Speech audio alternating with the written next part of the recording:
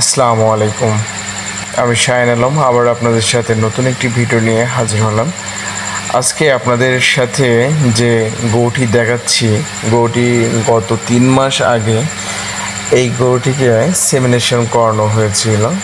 গরুর মালিক শহীদুল মামা আমার সাথে যোগাযোগ করে এবং গরুটির পেটে বাচ্চা আছে কিনা চেক করার জন্য, যেহেতু 3 মাস আগে গরুটির সেমিনেশন করানো হয়েছিল এবং মাঝে কিছুদিন আগে গরুটির জ্বর এসেছিল, তাই তিনি একটু চিন্তিতই ছিলেন যে আসলে গরুটির পেটে বাচ্চা আছে কিনা। আমরা চেক করার জন্য গরুটির কাছে যাই, আমি এবং আমার পার্টনার হাসপাতালে। আপনারা দেখতে পাচ্ছেন আসলে চেক করা হচ্ছে যে দেখা যাক আমরা খামারিকে কোনো সুখবর দিতে পারি কিনা। আসলে চেকের কাজ চলছে, চেক শেষেই বলা যাবে যে আসলে গরুটির পেটে বাচ্চা আছে কিনা এবং খামারিকে আমরা সুখবর দিতে পারি কিনা।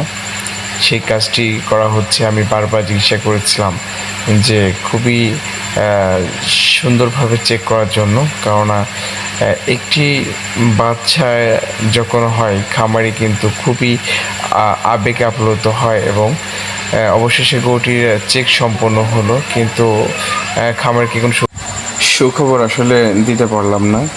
হাসমত যখন গরুটিকে চেক করলো এবং চেক শেষ করে আমাকে জানালো যে ভাই আসলে গরুটির পেটে কোনো বাচ্চা নেই। আল্লাহ হাফেজ।